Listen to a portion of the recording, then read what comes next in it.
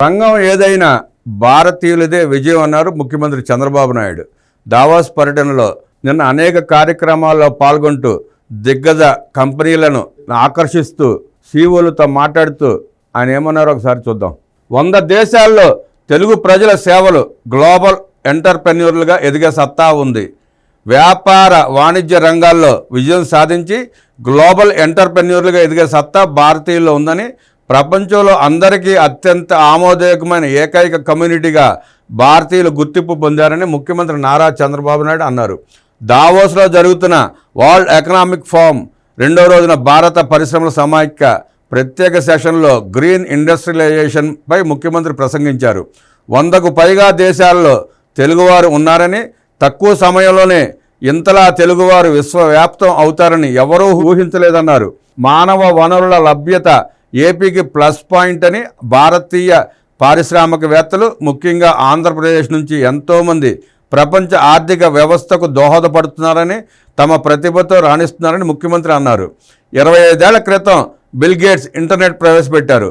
1991లో భారత ప్రభుత్వం ఆర్థిక సంస్కరణలు తీసుకొచ్చింది. ఈ రెండింటిని అవకాశంగా తీసుకుని మేము 2వ దశ సంస్కరణలు తీసుకొచ్చాం. ఫలితాలు వచ్చాయి. సరైన సమయంలో దేశానికి సరైన వ్యక్తి ప్రధానిగా ఉన్నారు. 3వసారి నరేంద్ర మోదీ ప్రధాని అయ్యారు. చాలా దేశాల్లో రాజకీయ సందిగ్ధత ఉంది, కానీ భారతదేశంలో అది లేదు. పరిపాలనలో ఒక స్పష్టతతో వెళ్తున్నారు అని చంద్రబాబు నాయుడు అన్నారు. తాను తెచ్చిన సంస్కరణలతో 2.5 దశాబ్దాల్లో హైదరాబాద్ అభివృద్ధి చెందిందని, గ్రూప్ ఆఫ్ కాన్సెప్ట్ రూపొందించడంతో ట్రాక్ రికార్డు ఉందని, హైదరాబాద్ కూడా ఒక గ్రూప్ ఆఫ్ కాన్సెప్ట్ నగరం అయిందన్నారు. దేశంలో నివాస యోగ్యానికి హైదరాబాద్ అత్యంత అనువైన ప్రాంతంగా తీర్చిదిద్దామని అన్నారు. ఫార్మా సిటీ, ఐటీ, ఫైనాన్స్, క్రీడలు, ఆసుపత్రులు ఇలా అన్ని రంగాల్లో అభివృద్ధి సాధించామన్నారు. జీడిపి వృద్ధి రేటులో భారతదేశం అగ్రగామిగా ఉందని, ఇదే స్థాయిలో వృద్ధి నమోదు చేస్తామనే నమ్మకం ఉందన్నారు. 2028 నుంచి భారత యుగం ప్రారంభమవుతుందని చెప్పారు. భారతదేశాన్ని ప్రపంచంలో సూపర్ పవర్గా చేసేందుకు వికసిత్ భారత్ 2047 ప్రణాళికలను ప్రధాని నరేంద్ర మోడీ అమలు చేస్తున్నారని, సుస్థిర ప్రభుత్వంతో కూడిన దార్శనికత కలిగిన నాయకుడు మోదీ అని చంద్రబాబు ప్రశంసించారు. సంపద సృష్టిలో భారతీయులు అగ్రగామిగా ఎదగడం ద్వారా 2047 నాటికి సంపద సృష్టిలో భారతీయులు అగ్రగామిగా ఎదగడం ద్వారా 2047 నాటికి భారత తొలి 2 ఆర్థిక వ్యవస్థల్లో ఒకటిగా నిలుస్తుందని విశ్వాసం వ్యక్తం చేశారు. స్వర్ణాంధ్ర 2047 విజన్ రోడ్ మ్యాప్లో భాగంగా రాష్ట్రంలో అమలు చేస్తున్న 10 మార్గదర్శక సూత్రాలను ముఖ్యమంత్రి వివరించారు.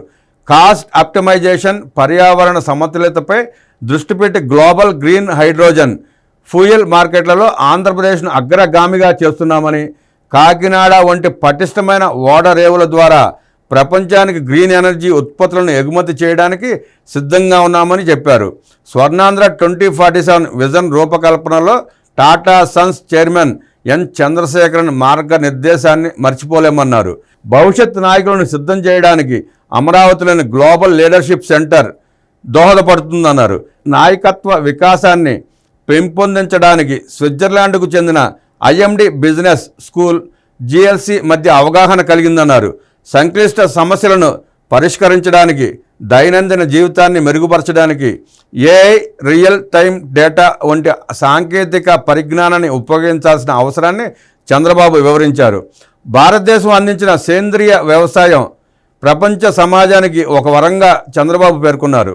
P4 మోడల్ ద్వారా ప్రభుత్వ, ప్రైవేట్, పబ్లిక్ భాగస్వామ్యాన్ని, ఇటు పాలనను తీసుకువచ్చామని చెప్పారు. హరిత పారిశ్రామీకరణ, డీప్ టెక్ ఇన్నోవేషన్, సమ్మిళిత నాయకత్వంపై దృష్టి సారించామని తెలిపారు. రాష్ట్రాన్ని గ్రీన్ ఎనర్జీ, గ్రీన్ హైడ్రోజన్కు గ్లోబల్ హబ్గా మార్చడానికి కృషి చేస్తున్నట్టు చంద్రబాబు తెలిపారు. ఇంధన సంస్కరణలు కూడా సుస్థిర అభివృద్ధికి ఒక ఉదాహరణగా తెలిపారు. 1999లో రాష్ట్రంలో విద్యుత్ సంక్షోభం ఎదుర్కొంటున్న సమయంలో సాహసోపేతమైన విద్యుత్ సంస్కరణలను ప్రవేశపెట్టి విజయం సాధించారని గుర్తు చేశారు. నాడు దేశం తీవ్రమైన విద్యుత్ కొరతను ఎదుర్కొంది. పరిశ్రమలు మూసివేయవలసి వచ్చిందని, కొన్ని సవాళ్లు, భయాలు ఉన్నప్పటికీ క్లిష్టమైన సంస్కరణలను చేపట్టానని, ఆనాటి సంస్కరణల వల్ల తనకు రాజకీయంగా నష్టం కలిగిందని, అయితే ఆ నిర్ణయాలతో ఇప్పుడు ప్రయోజనాలు పొందుతున్నామనే సంతృప్తి ఉందన్నారు. అలాగే సౌర పవన విద్యుత్ ఉత్పత్తిలో గణనీయమైన పురోగతి సాధించామని, ఇంధన ఖర్చులు తగ్గించగలిగామని తెలిపారు.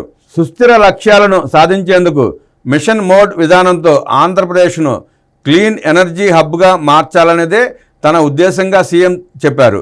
2030 నాటికి 500 MW పునరుత్పాదక విద్యుత్తును, 500 మిలియన్ మెట్రిక్ టన్నుల గ్రీన్ ఎనర్జీని ఉత్పత్తి చేయడానికి ఇంధన రంగంలో $115 బిలియన్ భారీ పెట్టుబడులను ఆకర్షించామని, ఇది జాతీయ లక్ష్యంలో 30%గా చెప్పారు.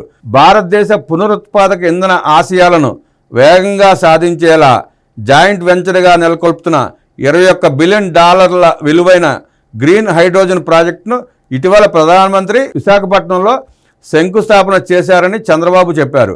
అదనంగా బయోఫ్యూయల్ రంగంలో రిలయన్స్ 65,000 కోట్ల పెట్టుబడులు ఏపీలో పెడుతోందని తెలిపారు. ప్రజలనే విద్యుత్ ఉత్పత్తిదారులుగా చేసేలా రూఫ్ టాప్ సౌర విద్యుత్ ఏర్పాటును, కర్బన ఉద్గారాలను తగ్గించడానికి నెట్ జీరో లక్ష్యంగా ఎలక్ట్రిక్ వెహికల్ ఈవీను ప్రోత్సహిస్తున్నామని చెప్పారు.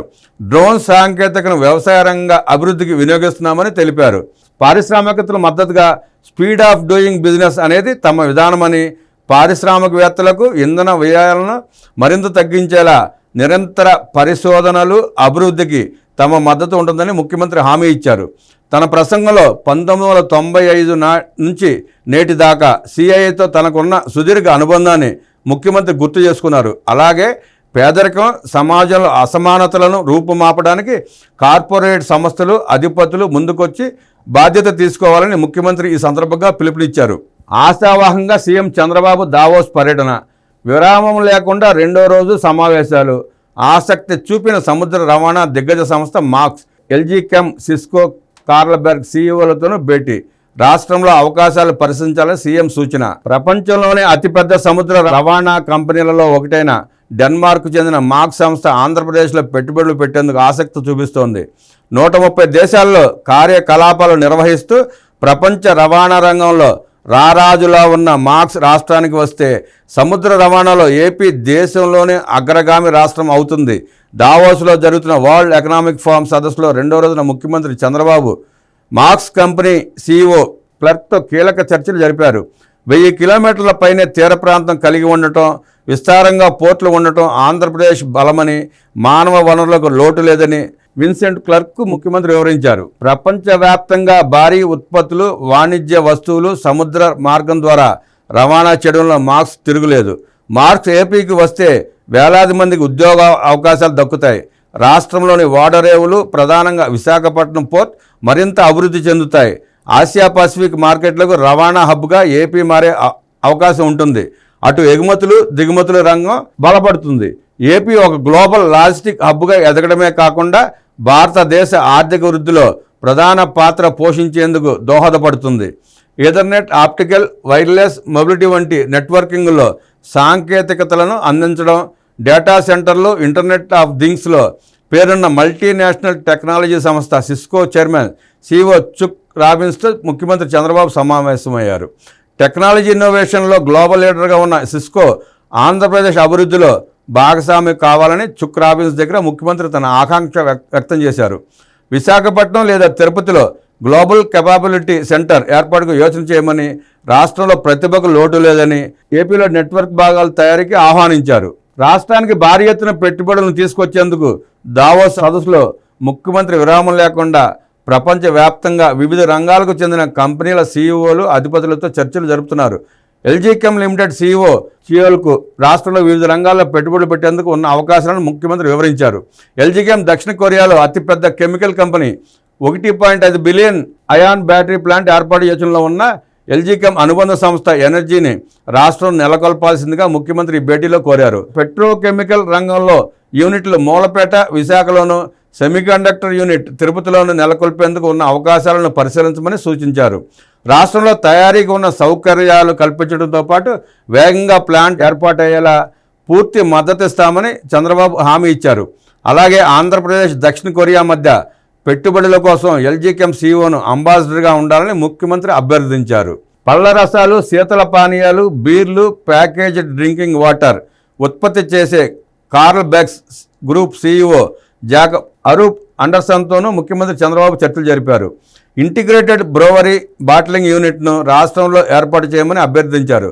ఇందుకోసం విశాఖపట్నం, కృష్ణపట్నం, శ్రీ సిటీలోని ఇండస్ట్రియల్ పార్కులను పరిశీలించమని చెప్పారు. బార్లీ, మొక్కజొన్న, వరి వంటి అధిక నాణ్యమైన ఆహార ఉత్పత్తులను సేకరించేందుకు ఆంధ్రప్రదేశ్లోని రైతులతో భాగస్వామ్యం కావాల్సిందిగా కోరారు. అనకాపల్లిలో 1.4 లక్షల కోట్ల పెట్టుబడితో 17.8 మిలియన్ టన్నుల సామర్థ్యంతో ఏర్పాటవుతున్న ఇంటిగ్రేటెడ్ స్టీల్ ప్రాజెక్టుపై ఆర్ఎల్ఆర్ Mittal, Nippon Steel executive chairman Lakshmi N Mittal, CEO Aditya మిట్టల్తో చంద్రబాబు చర్చించారు. ఈ బృహత్తర గ్రీన్ఫీల్డ్ ప్రాజెక్టు ఇటీవల కాలంలో రాష్ట్రానికి వచ్చిన అతిపెద్ద పెట్టుబడులలో ఒకటిగా నిలిచింది. అలాగే వెల్స్పన్ చైర్మన్ బీకే గోయంకాతో కూడా పెట్టుబడులపై ముఖ్యమంత్రి సుదీర్ఘ చర్చలు జరిపారు.